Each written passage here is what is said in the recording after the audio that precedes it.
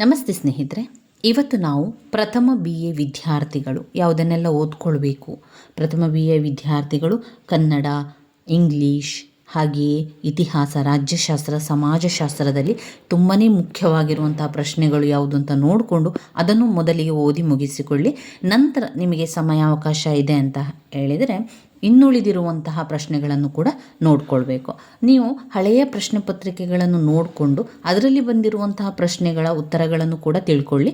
ಅದರ ಜೊತೆಗೆ ಪಾಠದಲ್ಲಿರುವಂತಹ ಇನ್ನಿತರ ಕೆಲವೊಂದು ಮುಖ್ಯವಾದ ಪ್ರಶ್ನೆಗಳಿರ್ತದೆ, ಅದನ್ನು ಕೂಡ ನೀವು ನೋಡ್ಕೊಳ್ತಾ ಹೋಗಬೇಕು. ನಿಮ್ಮ ಸಮಯವನ್ನು ಹೊಂದಿಕೊಂಡು ನೀವು ಸಮಯವನ್ನು ನೀವು ಓದ್ಕೊಳ್ಳಿಕ್ಕೆ ಅಂತ ತೆಗೆದಿಡ್ತೀರೋ ಅಥವಾ ಸಂಜೆ ಹೊತ್ತಲ್ಲಿ 1 ಗಂಟೆಗಳ ಕಾಲ ಆದರೂ ನೀವು ಪರೀಕ್ಷೆಯ ತಯಾರಿಗಾಗಿ ಇಡಬೇಕಾಗ್ತದೆ. ಆವಾಗ ಮಾತ್ರ ನಮಗೆ ಎಲ್ಲವನ್ನು ಕೂಡ ಓದಿ ಮುಗಿಸ್ಲಿಕ್ಕಾಗುವಂಥದ್ದು. ಮೊದಲಿಗೆ ನೀವೇನು ಮಾಡಬೇಕು ಅಂತ ಹೇಳಿದರೆ ತುಂಬಾ ಮುಖ್ಯವಾಗಿರುವಂತಹ ಪ್ರಶ್ನೆಗಳ ಉತ್ತರಗಳನ್ನು ಮೊದಲಿಗೆ ಕಲಿಬೇಕು. ಅದಾದ ನಂತರ ಇನ್ನು ಉಳಿದಿರುವಂತಹ ಪ್ರಶ್ನೆಗೆ ಉತ್ತರವನ್ನು ತಿಳ್ಕೊಳ್ಬೇಕಾಗಿರುವಂಥದ್ದು. ಹಾಗಾದರೆ ಮುಖ್ಯವಾದ ಪ್ರಶ್ನೆಗಳು ಅಂದರೆ ಯಾವುದು? ಈಗ ನೀವು ಮೊದಲನೇದಾಗಿ ಕನ್ನಡ ಮೊದಲ ಪರೀಕ್ಷೆ ಇರುವಂಥದ್ದು ಯಾವಾಗಲೂ ಕನ್ನಡದಲ್ಲಿ ನೀವು ಓದಬೇಕಾದ್ರೆ ಹೊಸಗನ್ನಡದ ಕವಿತೆ ಮತ್ತು ನಾಟಕ, ಹಾಗೆ ಪ್ರಬಂಧ ಮತ್ತು ಆಡಳಿತ ಕನ್ನಡದ ಪುಸ್ತಕಗಳು ಇರುವಂಥದ್ದು. ನಿಮಗೆ ಪ್ರಶ್ನೆ ಪತ್ರಿಕೆಯಲ್ಲಿ ಯಾವ ರೀತಿಯ ಪ್ರಶ್ನೆಗಳು ಬರ್ತದೆ ಅಂತ ಗೊತ್ತಿರ್ತದೆ. ಹೊಸಗನ್ನಡದ ಕವಿತೆ ಮತ್ತು ನಾಟಕ ಭಾಗದಿಂದ ಸಂದರ್ಭ ಸ್ವಾರಸ್ಯದ ಪ್ರಶ್ನೆ, ಸಂದರ್ಭ ಸಹಿತ ಪ್ರಶ್ನೆ, ಅರ್ಥ ಕೂಡ ಕೇಳ್ತಾರೆ. ಹಾಗೆ ಪ್ರಶ್ನೋತ್ತರಗಳನ್ನು ಕೂಡ ಈ ಪುಸ್ತಕದಿಂದ ಅವರು ಕೇಳುವಂಥದ್ದು. ಅದಾದ ನಂತರ ಪ್ರಬಂಧ ಮತ್ತು ಆಡಳಿತ ಕನ್ನಡದಲ್ಲಿ ಪ್ರಶ್ನೆಗಳನ್ನು ಮಾತ್ರ ಕೊಡುವಂಥದ್ದು. 5 ಅಂಕದ ಪ್ರಶ್ನೆ, 10 ಅಂಕದ ಪ್ರಶ್ನೆ. ಪ್ರಬಂಧದಿಂದ 5 ಅಂಕದ ಪ್ರಶ್ನೆ, 10 ಅಂಕದ ಪ್ರಶ್ನೆ. ಹಾಗೆ ಆಡಳಿತ ಕನ್ನಡದ ಭಾಗದಿಂದ 5 ಅಂಕದ್ದು ಒಂದು ಪ್ರಶ್ನೆ, ಹಾಗೆ 10 ಅಂಕದ ಪ್ರಶ್ನೆ ನಮಗೆ ಬರೀಲಿಕ್ಕೆ ಇರುವಂಥದ್ದು. ಇವಾಗ ನೀವು ಹೊಸಗನ್ನಡದ ಕವಿತೆ ಮತ್ತು ನಾಟಕ ಭಾಗಕ್ಕೆ ಹೆಚ್ಚಿನ ಮಹತ್ವ, ತುಂಬಾ ಮುಖ್ಯವಾಗಿರುವಂತಹ ಭಾಗ ಆಗಿರುವುದರಿಂದ ಹೆಚ್ಚಿನ ಮಹತ್ವವನ್ನು ಇದಕ್ಕೆ ಕೊಡಬೇಕಾಗ್ತದೆ. ಹೆಚ್ಚಿನ ಟೈಮನ್ನು ಕೂಡ ಇದಕ್ಕೆ ಕೊಡಬೇಕಾಗ್ತದೆ.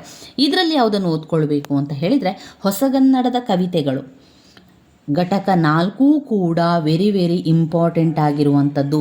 ಯಾಕಂದರೆ ನಿಮಗೆ ಹೊಸಗನ್ನಡದ ಕವಿತೆಯಿಂದ ಸಂದರ್ಭ ಸ್ವಾರಸ್ಯದ ಪ್ರಶ್ನೆಗಳು, ಸಂದರ್ಭ ಸಹಿತ ಪ್ರಶ್ನೆಗಳು, ಹಾಗೆಯೇ ಅರ್ಥಗಳನ್ನು ಕೂಡ ಕೇಳುವುದರಿಂದ ನೀವೇನು ಮಾಡಬೇಕು, ಘಟಕ 1, ಘಟಕ 2, ಘಟಕ 3, ಘಟಕ 4ರಲ್ಲಿ ಬಂದಿರುವಂತಹ ಪ್ರತಿಯೊಂದು ಕವಿತೆಯ ಸಾರಾಂಶವನ್ನು ಓದ್ಕೊಳ್ಳಿ.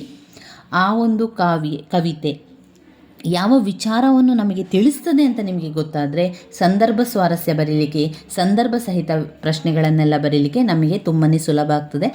ನಾವು ಆ ಪ್ರತಿಯೊಂದು ಪದ್ಯದಲ್ಲಿ ಯಾವ ವಿಚಾರ ಕೊಟ್ಟಿದ್ದಾರೆ, ಅದರ ಸಾರಾಂಶ ಏನು ಅಂತ ಅರ್ಥ ಮಾಡ್ಕೊಳ್ಳಿ. ಅದರಿಂದ ಘಟಕ 1, 2, 3, 4 ರಲ್ಲಿ ಬಂದಿರುವಂತಹ ಎಲ್ಲ ಕವಿತೆ ಕೂಡ ನೀವು ಓದ್ಕೊಳ್ಬೇಕು.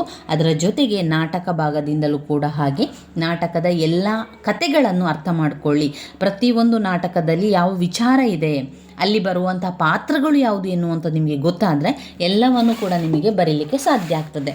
ಇನ್ನು ಪ್ರಬಂಧ ಮತ್ತು ಆಡಳಿತ ಕನ್ನಡದಲ್ಲಿ ನೀವು ನೋಡಿದರೆ ಯಾವುದಾದರೂ 4ರಿಂದ 5 ಪ್ರಶ್ನೆಗಳು ನಿಮಗೆ ಗೊತ್ತಿರಲಿ. ಈಗ ಘಟಕ 9ರಿಂದ 2 ಪ್ರಶ್ನೆ, ಘಟಕ 10ರಿಂದ 11ರಿಂದ 12 ಈ ರೀತಿ ಅದರಲ್ಲಿ 2 ಪ್ರಬಂಧ ಇದೆ. ನೀವು ಅದರಲ್ಲಿ ಕೆಲವೊಂದಷ್ಟನ್ನು ಆಯ್ಕೆ ಮಾಡಿಕೊಂಡು ಓದ್ಕೊಳ್ಬೋದು. ಈಗ ಮೈಸೂರು ರುಮಾಲು, ದಿವಾನ ಖಾನೆ ಅಂದ ಚಂದ ವೆರಿ ಇಂಪಾರ್ಟೆಂಟ್, ನಿದ್ರಾಭ್ಯಾಸ, ನಮ್ಮ ಮನೆಯ ದೀಪ, ನನ್ನ ಟೋಪಿ, ರುಚಿ ಇವಿಷ್ಟನ್ನು ಓದ್ಕೊಳ್ಬೋದು. ಅಥವಾ ಅದರಲ್ಲಿ ಒಂದು 3ರಿಂದ 4 ಪ್ರಶ್ನೆಗಳನ್ನು ಆಯ್ಕೆ ಮಾಡಿಕೊಂಡು ಓದ್ಕೊಳ್ಬೇಕು.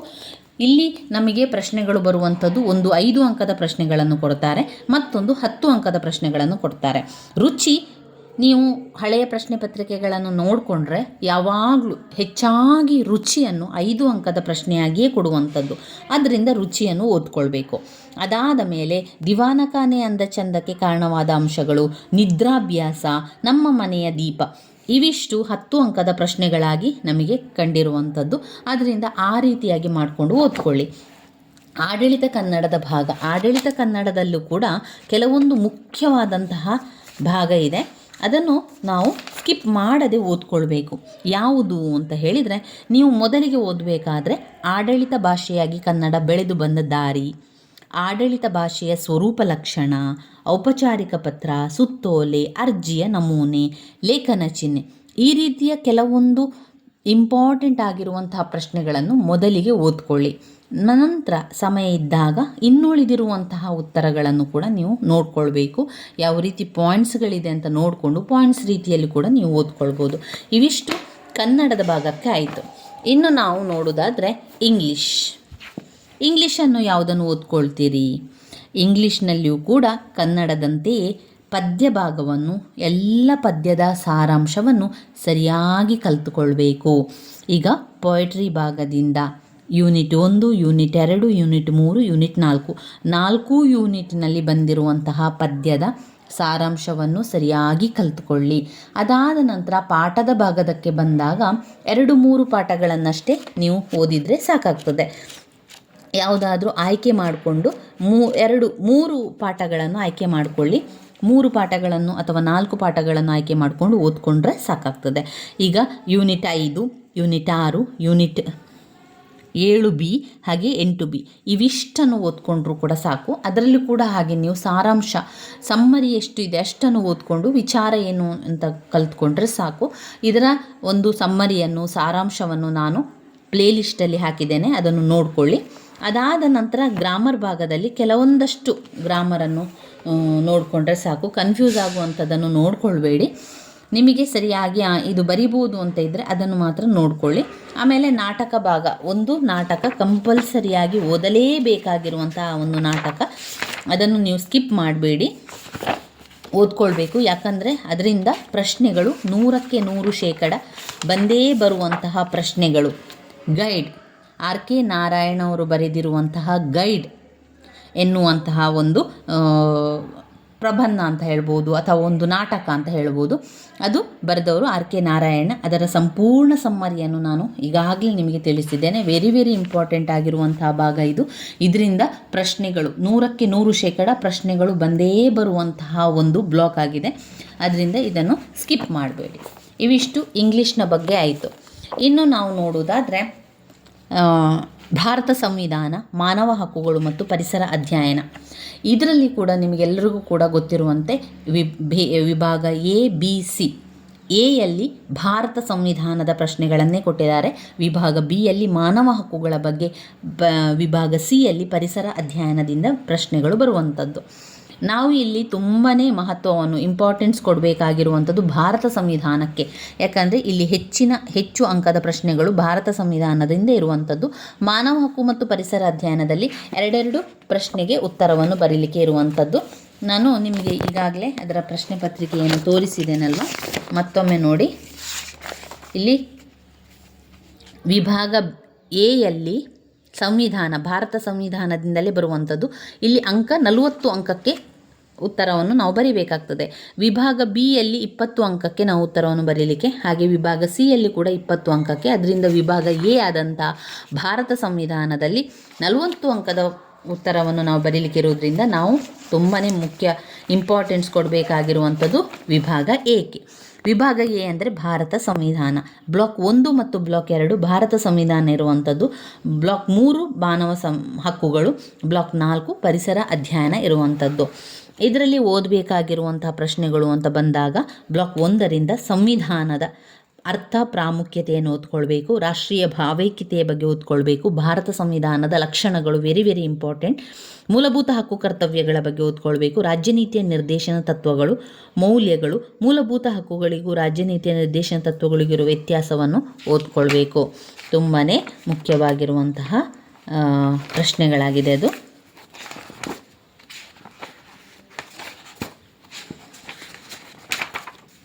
ಇನ್ನು ಬ್ಲಾಕ್ 2 ಕೂಡ ಭಾರತ ಸಂವಿಧಾನದಿಂದಲೇ ಇರುವಂಥದ್ದು. ಇಲ್ಲಿ ಲೋಕಸಭೆಯ, ರಾಜ್ಯಸಭೆಯ ರಚನೆ ಕಾರ್ಯಗಳು, ಪ್ರಧಾನಮಂತ್ರಿಯ ಅಧಿಕಾರ ಕಾರ್ಯಗಳು, ಸರ್ವೋಚ್ಚ ನ್ಯಾಯಾಲಯದ ಬಗ್ಗೆ, ಹಾಗೆ ಆಡಳಿತ ಪಾರದರ್ಶಕತೆಯ ಪ್ರಬಂಧ, ರಾಷ್ಟ್ರಪತಿಯವರ ಅಧಿಕಾರ ಕಾರ್ಯಗಳು, ಇವಿಷ್ಟು ವೆರಿ ವೆರಿ ಇಂಪಾರ್ಟೆಂಟ್ ಆಗಿರುವಂತಹ ಪ್ರಶ್ನೆಗಳು. ಅದನ್ನು ಓದ್ಕೊಳ್ಬೇಕು. ಇದಾದ ಮೇಲೆ ಬ್ಲಾಕ್ 3ರಲ್ಲಿ ನಾವು ನೋಡುವುದಾದರೆ ಮಾನವ ಹಕ್ಕುಗಳಿಂದ ಪ್ರಶ್ನೆಗಳು ಬರುವಂಥದ್ದು. ಮಾನವ ಹಕ್ಕುಗಳ ಅರ್ಥ, ಪ್ರಾಮುಖ್ಯತೆಯನ್ನು ಓದ್ಕೊಳ್ಳಿ. ಲಿಂಗಭೇದದ ಕಾರಣಗಳನ್ನು ತಿಳ್ಕೊಳ್ಬೇಕು. ಹಾಗೆಯೇ ಮಾನವನ ಹಕ್ಕುಗಳು, ಅಲ್ಪಸಂಖ್ಯಾತರ ಸಮಿತಿಯ ರಚನೆ ಕಾರ್ಯಗಳು 10 ಅಂಕಕ್ಕೆ ಓದಬೇಕಾಗಿರುವಂಥ ಪ್ರಶ್ನೆ. ಇನ್ನು PUCR ಮತ್ತು PUDR ಇದನ್ನು ಕೂಡ ಓದ್ಕೊಳ್ಳಿಕ್ಕೆ ಇದೆ. ಇದಾದ ಮೇಲೆ ಕೊನೆಯದಾಗಿ ಬ್ಲಾಕ್ 4ರಲ್ಲಿ ನೀವು ಓದಬೇಕಾಗಿರುವಂಥದ್ದು ಪರಿಸರ ಅಧ್ಯಯನದ ಅರ್ಥವ್ಯಾಪ್ತಿ, ಪರಿಸರ ಅಧ್ಯಯನ ವ್ಯವಸ್ಥೆಯ ಕಾರ್ಯಗಳು, ಆಮೇಲೆ ಶಬ್ದ ಮಾಲಿನ್ಯದ ಕಾರಣ ಪರಿಣಾಮ, ಪರಿಸರ ಮಾಲಿನ್ಯ, ಸಂಪೂರ್ಣ ಪರಿಸರ ಮಾಲಿನ್ಯದ ಬಗ್ಗೆ, ಹಾಗೆ ಪರಿಸರ ಮಾಲಿನ್ಯದ ನಿಯಂತ್ರಣದ ಕ್ರಮಗಳ ಬಗ್ಗೆ ಕೂಡ ಓದ್ಕೊಳ್ಬೇಕು. ಇವಿಷ್ಟು ಭಾರತ ಸಂವಿಧಾನ, ಮಾನವ ಹಕ್ಕುಗಳು, ಪರಿಸರ ಅಧ್ಯಯನದಲ್ಲಿ ನೀವು ಓದಬೇಕಾಗಿರುವಂಥದ್ದು. ಇನ್ನು ನಾವು ನೋಡೋದು ಪ್ರಥಮ BA ಇತಿಹಾಸದಲ್ಲಿ ಯಾವ ಪ್ರಶ್ನೆಗಳು ತುಂಬಾ ಮುಖ್ಯವಾಗಿರುವಂಥದ್ದು ಅಂತ ಹೇಳಿದರೆ, ಇದು ತುಂಬಾ ಮುಖ್ಯವಾಗಿರುವಂತಹ ಪ್ರಶ್ನೆಗಳು ನಿಮ್ಮ ಸಮಯ ಇದ್ದಾಗ ಓದ್ಕೊಳ್ಳಿ. ಇನ್ನು ಸಮಯ ಇಲ್ಲ, ಸ್ವಲ್ಪ ಸಮಯದಲ್ಲಿ ಓದ್ಕೊಳ್ಬೇಕು ಅಂತಾದರೆ ಉಳಿದಿರುವಂತಹದನ್ನು ಕೂಡ ಓದ್ಕೊಳ್ಬೋದು ನೀವು. ಆದರೆ ಇದು ನೀವು ಫಸ್ಟಿಗೆ ಓದಿ ಇಡಬೇಕಾಗಿರುವಂತಹ ಪ್ರಶ್ನೆಗಳಾಗಿದೆ. ಬ್ಲಾಕ್ 1ರಿಂದ ಇತಿಹಾಸದ ಅಧ್ಯಯನದ ಪ್ರಾಮುಖ್ಯತೆ ಮತ್ತು ವ್ಯಾಪ್ತಿ, ಪ್ರಾಚೀನ ಭಾರತದ ಇತಿಹಾಸದ ಬಗ್ಗೆ, ಹರಪ್ಪನ ಸಂಸ್ಕೃತಿ ನಾಗರಿಕತೆ ಯೋಜನೆಗಳ ಬಗ್ಗೆ, ಹೊಸ ಮತಗಳ ಉದಯಕ್ಕೆ ಕಾರಣಗಳು, ಬೌದ್ಧ ಧರ್ಮದ ಕೊಡುಗೆ ಅವನತಿಯ ಬಗ್ಗೆ, ಉತ್ತರ ವೈದಿಕ ಕಾಲದ ಸಾಮಾಜಿಕ ಧಾರ್ಮಿಕ ಪರಿಸ್ಥಿತಿಯ ಬಗ್ಗೆ ನಾವು ಓದ್ಕೊಳ್ಳೇಬೇಕಾಗಿರುವಂಥದ್ದು. ಇನ್ನು ಮೌರ್ಯ ಸಾಮ್ರಾಜ್ಯದ ಆಡಳಿತದ ಲಕ್ಷಣಗಳ ಬಗ್ಗೆ, ಮೌರ್ಯ ಸಾಮ್ರಾಜ್ಯದ ಅವನತಿಯ ಬಗ್ಗೆ ಓದ್ಕೊಳ್ಬೇಕು. ಅದೇ ರೀತಿ ಗುಪ್ತರ ಕೊಡುಗೆಗಳು, ಗುಪ್ತರ ಸಾಹಿತ್ಯ ವಿಜ್ಞಾನಗಳ ಬಗ್ಗೆ, ರಜಪೂತರ ಬಗ್ಗೆ ಓದ್ಕೊಳ್ಬೇಕು. ಆಮೇಲೆ ಬ್ಲಾಕ್ 3ರಲ್ಲಿ ನಾವು ನೋಡೋದಾದರೆ ಚೋಳರ ಆಡಳಿತದ ಬಗ್ಗೆ ಓದ್ಕೊಳ್ಬೇಕು. ಅಷ್ಟೇ ಅಲ್ಲದೆ ಶಂಕರಾಚಾರ್ಯರು, ರಾಮಾನುಜಾಚಾರ್ಯರು, ಮಧ್ವಾಚಾರ್ಯರು, ಬಸವಣ್ಣನವರ ಬಗ್ಗೆ ಓದ್ಕೊಳ್ಬೇಕು, ನಾಯನಾರರು. ಬ್ಲಾಕ್ 4ರಲ್ಲಿ ಅಲ್ಲಾವುದ್ದೀನ್ ಖಿಲ್ಜಿಯ ಆಡಳಿತ ಸುಧಾರಣೆಗಳು, ಮಹಮ್ಮದ್ ಬಿನ್ ತುಘಲಕ್ರವರ ಆಡಳಿತ ಸುಧಾರಣೆಗಳು, ಫಿರೋಜ್ ಶಾ ತುಘಲಕ್ನ ಆಡಳಿತ ಸುಧಾರಣೆಗಳು, ಹಾಗೆಯೇ ಭಕ್ತಿ ಚಳುವಳಿಯ ಬಗ್ಗೆ ಕೂಡ ನಾವು ಓದ್ಕೊಳ್ಬೇಕು. ಇದು ಇತಿಹಾಸದಲ್ಲಿ ನಾವು ಓದಬೇಕಾಗಿರುವಂತಹ ಪ್ರಶ್ನೆಗಳು. ಇನ್ನು ನಾವು ನೋಡೋದಾದರೆ ಪ್ರಥಮ BA ಸಮಾಜಶಾಸ್ತ್ರದಲ್ಲಿ ಬ್ಲಾಕ್ 1ರಲ್ಲಿ ಸಮಾಜಶಾಸ್ತ್ರದ ವ್ಯಾಪ್ತಿ, ವಸ್ತು ವಿಷಯ, ಪ್ರಾಮುಖ್ಯತೆಯ ಬಗ್ಗೆ ಓದ್ಕೊಳ್ಬೇಕು. ಆಮೇಲೆ ಮೂಲ ಪುರುಷರು ಏನೆನ್ನುತ್ತಾರೆ ಅದನ್ನು ಓದ್ಕೊಳ್ಳಿಕ್ಕಿದೆ. ಗುಂಪು ಕಾರ್ಯಗಳ ಬಗ್ಗೆ ಓದ್ಕೊಳ್ಬೇಕು. ಅಂತಸ್ತು ಮತ್ತು ಪಾತ್ರ, ಸಂಸ್ಕೃತಿಯ ಗುಣಲಕ್ಷಣಗಳು, ಸಾಮಾಜೀಕರಣದ ಪ್ರಕಾರಗಳು, ಸಾಮಾಜೀಕರಣದ ಸಿದ್ಧಾಂತಗಳು. ಬ್ಲಾಕ್ 4ರಲ್ಲಿ ಅನುವಂಶಿಕತೆ, ಅಪವರ್ತನೆ, ಸಾಮಾಜಿಕ ಸ್ತರವಿನ್ಯಾಸದ ಲಕ್ಷಣಗಳು, ಸಾಮಾಜಿಕ ಬದಲಾವಣೆಯ ಸಿದ್ಧಾಂತಗಳು, ಸಾಮಾಜಿಕ ಬದಲಾವಣೆಯ ಅಂಶಗಳನ್ನು ಕೂಡ ಓದ್ಕೊಳ್ಬೇಕು. ಸಾಮಾಜಿಕ ಬದಲಾವಣೆಯ ಸಿದ್ಧಾಂತಗಳ ಬಗ್ಗೆ ಕೂಡ ಓದ್ಕೊಳ್ಬೇಕು. ಇದು ಸಮಾಜಶಾಸ್ತ್ರದಲ್ಲಿ ನೀವು ಓದಬೇಕಾಗಿರುವಂತಹ ವಿಚಾರಗಳು. ಇನ್ನು ರಾಜ್ಯಶಾಸ್ತ್ರದಲ್ಲಿ ಗುರುತನ್ನು ಹಾಕ್ಕೊಳ್ಳಿ. ನೀವು ಮೊದಲಿಗೆ ಇದನ್ನು ಓದ್ಕೊಂಡು ನಂತರ ಉಳಿದಿರುವಂತಹ ಪ್ರಶ್ನೆಗಳ ಉತ್ತರವನ್ನು ಕೂಡ ನೀವು ಸಮಯಾವಕಾಶ ಇದ್ದರೆ ನೋಡ್ಕೊಳ್ತಾ ಓದ್ಬೋದು. ನಾವು KSOUನಲ್ಲಿ ವಿದ್ಯಾಭ್ಯಾಸವನ್ನು ಮಾಡ್ತಾ ಇರಬೇಕಾದ್ರೆ ನಾವು ಬೇರೆ ಕೆಲಸಗಳ ಜೊತೆಗೆ ಈ ಒಂದು ಪದವಿಯನ್ನು ಮಾಡ್ತಾ ಇರುವಂಥದ್ದು. ನನಗೂ ಹಾಗೆ ಸಾಕಷ್ಟು ಜನರಿಗೂ ಕೂಡ ಆ ಅನುಭವ ಆಗಿದೆ. ಯಾಕಂದರೆ ನಾವು ಬೇರೆ ಸಮಯಗಳಲ್ಲಿ ಬೇರೆ ಕೆಲಸಗಳನ್ನು ಮಾಡ್ತಾ ಇರ್ತೇವೆ, ಬೇರೆ ಕಮಿಟ್ಮೆಂಟ್ಸ್ಗಳು ನಮಗೆ ಇರ್ತದೆ. ಅದರ ಜೊತೆಗೆ ಇದನ್ನು ಓದ್ಕೊಳ್ಳಿಕ್ಕೆ ಸಮಯವೇ ಸಾಕಾಗೋದಿಲ್ಲ. ಹಾಗೆಯೇ ಬೆಳಗಿನ ಹೊತ್ತಿನಲ್ಲಿ ನಮಗೆ ಬೇರೆ ಕೆಲಸಗಳಿಗೆ ಹೋಗಲಿಕ್ಕೆ ಇರ್ತದೆ, ಅದರ ಜೊತೆಗೆ ನಮ್ಮ ಮನೆ ಕೆಲಸಗಳಿರ್ತದೆ. ಹೀಗೆ 108 ತಾಪತ್ರಯಗಳ ಜೊತೆಗೆ ನಾವು ಈ ಪದವಿಯನ್ನು ಮಾಡಬೇಕು ಅಂತ ಹೇಳಿದರೆ ಅದು ನಿಜವಾಗಿಯೂ ಒಂದು ಸಾಧನೆ ಅಂತಲೇ ಹೇಳ್ಬೋದು. ಆ ಸಮಯದಲ್ಲಿ ನಮಗೆ ಇರುವಂತಹ ಸ್ವಲ್ಪ ಸಮಯದಲ್ಲಿ ನಾವು ಆದಷ್ಟು ತುಂಬಾ ಮುಖ್ಯವಾಗಿರುವಂತಹ ಪ್ರಶ್ನೆಗಳನ್ನು ಓದ್ಕೊಂಡು ಅದನ್ನು ಇಟ್ಕೊಂಡು ಪರೀಕ್ಷೆಗೆ ಬರಿಬೇಕಾಗ್ತದೆ. ಎಷ್ಟೋ ಸಮಯಗಳಲ್ಲಿ ಅಷ್ಟು ಕೂಡ ಓದಲಿಕ್ಕೆ ಸಮಯ ಇರೋದಿಲ್ಲ. ತುಂಬ ಜನ ಏನು ಮಾಡ್ತಾರೆ, ಸ್ವಲ್ಪ ಒಮ್ಮೆ ಮೇಲಿನ ಮೇಲೆ ನೋಡಿಕೊಂಡು ಹೋಗಿ ಪರೀಕ್ಷೆಗೆ ಬರೀತಾರೆ. ಇನ್ನು ಕೆಲವರು ಏನಾಗ್ತದೆ ಅಂದರೆ ಸ್ವಲ್ಪ ಕೂಡ ಪುಸ್ತಕವನ್ನು ಮುಟ್ಲಿಕ್ಕೆ ಸಮಯ ಸಾಕಾಗೋದಿಲ್ಲ. ರಾತ್ರಿಯ ಹೊತ್ತಿನಲ್ಲಿ ಸಿಗುವಂಥ ಸ್ವಲ್ಪ ಸಮಯದಲ್ಲಿ ಸ್ವಲ್ಪ ನೋಡಿಕೊಂಡು ನಾವು ಬರೆಯುವುದಾದರೆ ನೀವೇನು ಮಾಡಬೇಕು, ತುಂಬಾ ಮುಖ್ಯವಾಗಿರುವಂಥ ಪ್ರಶ್ನೆಗಳನ್ನು ಓದ್ಕೊಂಡು ಬರಿಬೇಕಾಗ್ತದೆ. ಹೌದು, ಈ ಹಳೆಯ ಪ್ರಶ್ನೆ ಪತ್ರಿಕೆಗಳನ್ನು ಮಾತ್ರ ನೋಡಿದರೆ ಸಾಕಾಗೋದಿಲ್ಲ. ನೀವು ಹೇಳಿದಂತೆ ಹಳೆಯ ಪ್ರಶ್ನೆ ಪತ್ರಿಕೆಯಲ್ಲಿ ಬಂದಿರುವಂಥ ಪ್ರಶ್ನೆಗಳು ತುಂಬಾ ಮುಖ್ಯವಾಗಿರುವಂಥ ಪ್ರಶ್ನೆಗಳು ಹೌದು. ಅದರ ಜೊತೆಗೆ ಇನ್ನುಳಿದ ಪ್ರಶ್ನೆಗಳನ್ನು ಕೂಡ ಓದ್ಕೊಳ್ಬೇಕಾಗ್ತದೆ. ಆದರೆ ಸಮಯದ ಅಭಾವ ಇರೋದರಿಂದ, ಸಮಯಾವಕಾಶ ಇಲ್ಲದಿರೋದ್ರಿಂದ ನಮಗೆ ಎಲ್ಲವನ್ನು ಕೂಡ ಓದಲಿಕ್ಕೆ ಸಮಯ ಸಾಕಾಗೋದಿಲ್ಲ. ಅಂಥ ಸಂದರ್ಭದಲ್ಲಿ ನಾವೇನು ಮಾಡಬೇಕು, ಹಳೆಯ ಪ್ರಶ್ನೆ ಪತ್ರಿಕೆಯಲ್ಲಿ ಬಂದಿರುವಂತಹ ರಿಪೀಟ್ ಆಗಿ ಬಂದಿರುವಂಥ ಪ್ರಶ್ನೆಗಳ ಉತ್ತರವನ್ನು ಮೊದಲಿಗೆ ಕಲಿಬೇಕು. ನಾನು ಹೇಳುವಂಥದ್ದು ಏನು ಅಂದರೆ, ಬರೀ ಪ್ರಶ್ನೆ ಪತ್ರಿಕೆಯನ್ನು ನೋಡುವಂಥದ್ದಲ್ಲ. ಬರೀ ಹಳೆಯ ಪ್ರಶ್ನೆ ಪತ್ರಿಕೆಯನ್ನು ನೋಡಿ, ತುಂಬ ಜನರಿಗೆ ಪ್ರಶ್ನೆ ಇರ್ಬೋದು, ಹಳೆಯ ಪ್ರಶ್ನೆ ಪತ್ರಿಕೆಯನ್ನು ಮಾತ್ರ ನೋಡಿದರೆ ಸಾಕಾ ಎನ್ನುವಂಥದ್ದು. ಇಲ್ಲ, ಖಂಡಿತ ಸಾಕಾಗುವುದಿಲ್ಲ. ಹಳೆಯ ಪ್ರಶ್ನೆ ಪತ್ರಿಕೆಗಳನ್ನು ಯಾವಾಗ ನೋಡೋದು ಅಂತ ಹೇಳಿದರೆ, ನಮಗೆ ಓದಲಿಕ್ಕೆ ಸಮಯವೇ ಇಲ್ಲ ಅಂತ ಆದಂತಹ ಸಂದರ್ಭದಲ್ಲಿ ಇಂಪಾರ್ಟೆಂಟಾಗಿ ರಿಪೀಟಾಗಿ ಬಂದಿರುವಂತಹ ಪ್ರಶ್ನೆಗೆ ಉತ್ತರವನ್ನು ತಿಳ್ಕೊಳ್ಳುವಂಥದ್ದು. ಅದ ನಂತರದಲ್ಲಿ ಉಳಿದ ಪ್ರಶ್ನೋತ್ತರಗಳನ್ನು ಕೂಡ ನಾವು ನೋಡಿಕೊಳ್ಬೇಕು. ಸಮಯವೇ ಇಲ್ಲದಿದ್ದಾಗ ಸ್ವಲ್ಪವೂ ಕೂಡ ಓದದೆ ಹೋದರೆ ಹೇಗೆ ಪರೀಕ್ಷೆಗೆ ಬರೀಲಿಕ್ಕೆ ಸಾಧ್ಯ ಅಲ್ವಾ? ಅದಕ್ಕೋಸ್ಕರ ನಾನು ಹೇಳ್ತಾ ಇರುವಂಥದ್ದು, ಹಳೆಯ ಪ್ರಶ್ನೆ ಪತ್ರಿಕೆಗಳನ್ನು ನೋಡಿಕೊಳ್ಳಿ, ರಿಪೀಟ್ ಆಗಿರುವಂತಹ ಪ್ರಶ್ನೆಗಳನ್ನು ಗುರುತು ಹಾಕ್ಕೊಳ್ಳಿ. ಸಮಯ ಇದ್ದಾಗ ಆ ರಿಪೀಟಾಗಿ ಬಂದಿರುವಂಥ ಪ್ರಶ್ನೆಗಾದರೂ ನೀವು ಉತ್ತರವನ್ನು ತಿಳ್ಕೊಂಡ್ರೆ, ನಂತರ ಸಮಯ ಇರುವಾಗ ಉಳಿದಿರುವಂತಹ ಪ್ರಶ್ನೆ ಕೂಡ ಉತ್ತರವನ್ನು ನೀವು ತಿಳ್ಕೊಳ್ಬೋದು. ಆ ರೀತಿಯಾಗಿ ಮಾಡಿಕೊಳ್ಳಿ ಸ್ನೇಹಿತರೆ. ಇನ್ನು ಉಳಿದಿರುವಂಥದ್ದು ನಿಮಗೆ ಆ ರೀತಿಯಾಗಿ ಓದ್ಕೊಳ್ಳಿಕ್ಕೆ ಆಗೋದಿಲ್ಲ, ಇಲ್ಲ ನಾನು ಟೆಕ್ಸ್ಟ್ ಬುಕ್ಕಲ್ಲೇ ಓದ್ತಾ ಹೋಗುವಂಥದ್ದು ಅಂತ ಇದ್ದರೆ ಖಂಡಿತ ನೀವು ಅದೇ ರೀತಿ ಮಾಡ್ಕೊಳ್ಬೋದು. ಅಂದರೆ ಇಲ್ಲಿ ನಾನು ಹೇಳಿದ ರೀತಿಯಲ್ಲಿ ನೀವು ಓದಬೇಕು ಅಂತ ಏನೂ ಇಲ್ಲ. ನೀವು ಹಳೆಯ ಪ್ರಶ್ನೆ ಪತ್ರಿಕೆಯನ್ನು ನಾನು ನೋಡ್ಕೊಳ್ಳೋದಿಲ್ಲ, ನಾನು ಟೆಕ್ಸ್ಟ್ ಬುಕ್ಕನ್ನೇ ಓದ್ತೇನೆ ಅಂತಂದರೆ ಖಂಡಿತ ನೀವು ಅದನ್ನೇ ಓದ್ಕೊಳ್ಳಿ. ಟೆಕ್ಸ್ಟ್ ಬುಕ್ಕಿಂದ ಆರಂಭದಿಂದಲೇ ಪ್ರಶ್ನೆಗಳನ್ನು ಕೊಟ್ಟಿದ್ದಾರೆ ಅವರು, ಅದನ್ನೇ ಓದ್ತಾ ಹೋಗ್ಬೋದು.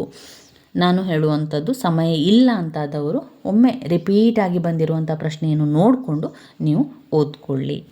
ಇನ್ನು ರಾಜ್ಯಶಾಸ್ತ್ರದಲ್ಲಿ ಬ್ಲಾಕ್ 1ರಲ್ಲಿ ಓದಬೇಕಾಗಿರುವಂತಹ ಮುಖ್ಯವಾದಂತಹ ಪ್ರಶ್ನೆಗಳು, ಇದು ಹೇಗೆ ಇಂಪಾರ್ಟೆಂಟ್ ಅಂತ ನೀವು ಕೇಳ್ಬೋದು.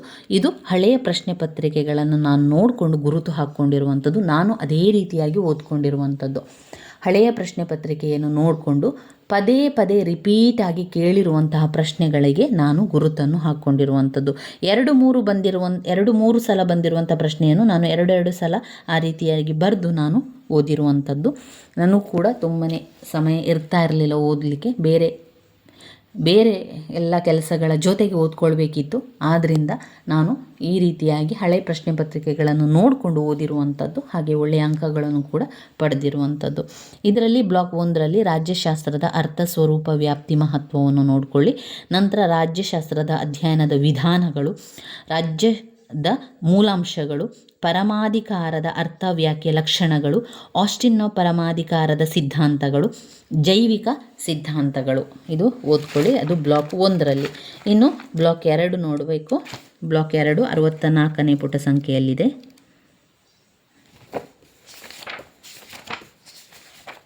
ಬ್ಲಾಕ್ 2ರಲ್ಲಿ ಓದಬೇಕಾಗಿರುವಂಥದ್ದು ದೈವಿಕ ಸಿದ್ಧಾಂತದ ಬಗ್ಗೆ, ಜಾನ್ ಲಾಕ್ ಅವರ ಬಗ್ಗೆ, ಹಕ್ಕುಗಳ ಅರ್ಥ ಪ್ರಾಮುಖ್ಯತೆಯ ಬಗ್ಗೆ, ಹಕ್ಕುಗಳ ವರ್ಗೀಕರಣದ ಬಗ್ಗೆ, ಹಕ್ಕುಗಳ ಸಿದ್ಧಾಂತಗಳ ಬಗ್ಗೆ ಓದ್ಕೊಳ್ಬೇಕು. ಇನ್ನು ಬ್ಲಾಕ್ 3 ನೋಡುವ. 125.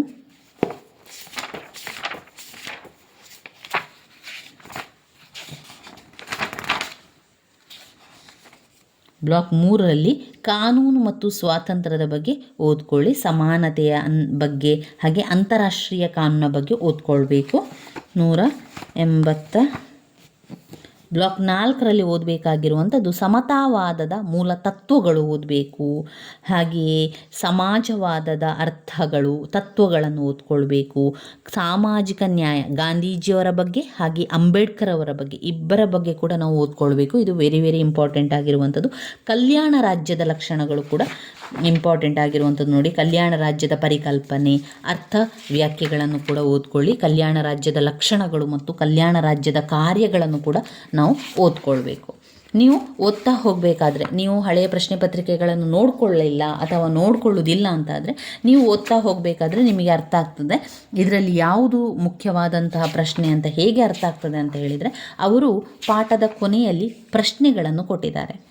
ಅವರು ನಿಮಗೆ ಪರೀಕ್ಷೆಗೆ ಪ್ರಶ್ನೆಯನ್ನು ಕೊಡಬೇಕಾದ್ರೆ ಅವರು ಕೊಟ್ಟಿರುವಂತಹ ಪ್ರಶ್ನೆಗಳನ್ನೇ ಆಯ್ಕೆ ಮಾಡಿ ಕೊಡುವಂಥದ್ದು. ರಾಜ್ಯಶಾಸ್ತ್ರದ ಅಧ್ಯಯನದ ಮಹತ್ವವನ್ನು ತಿಳಿಸಿ ಅಂತ ಪ್ರಶ್ನೆ ಕೊಟ್ಟಿದ್ದಾರೆ ನೋಡಿ. ಪ್ರತಿಯೊಂದು ಪಾಠ ಆದ ನಂತರ ಅಲ್ಲಿ ಅವರು ಪ್ರಶ್ನೆಗಳನ್ನು ಕೊಟ್ಟಿರ್ತಾರೆ, ಅಭ್ಯಾಸಕ್ಕೋಸ್ಕರ ಪ್ರಶ್ನೆ ಅಂತ ಕೊಟ್ಟಿರ್ತಾರೆ ನೋಡಿ.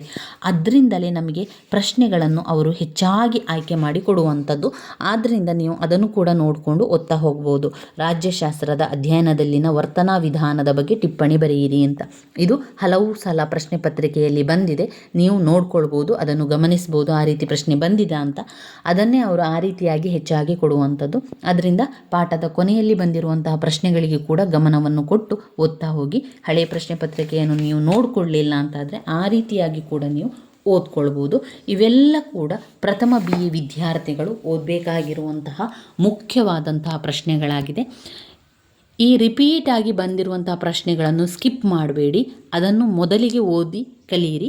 ನೀವು ಪಾಯಿಂಟ್ಸ್ಗಳನ್ನು ಅರ್ಥ ಮಾಡ್ಕೊಂಡಾದರೂ ಕಲಿಬೋದು. ಇಲ್ಲ ನನಗೆ ಆ ರೀತಿ ಓದ್ಕೊಳ್ಳಿಕ್ಕೆ ಆಗ್ತಾ ಇಲ್ಲ ಅಂತ ಆದರೆ ನೀವೇನು ಮಾಡಬೇಕು, ಬಾಯ್ಪಾಠ ಮಾಡಿ ಆದರೂ ಸರಿ ಆ ಪಾಯಿಂಟ್ಸ್ಗಳನ್ನು ಸರಿಯಾಗಿ ನೀವು ತಿಳ್ಕೊಳ್ಬೇಕು ಸ್ನೇಹಿತರೆ. ಇವಿಷ್ಟು ಪ್ರಥಮ BA ವಿದ್ಯಾರ್ಥಿಗಳು ಮಾಡಬೇಕಾಗಿರುವಂಥದ್ದು.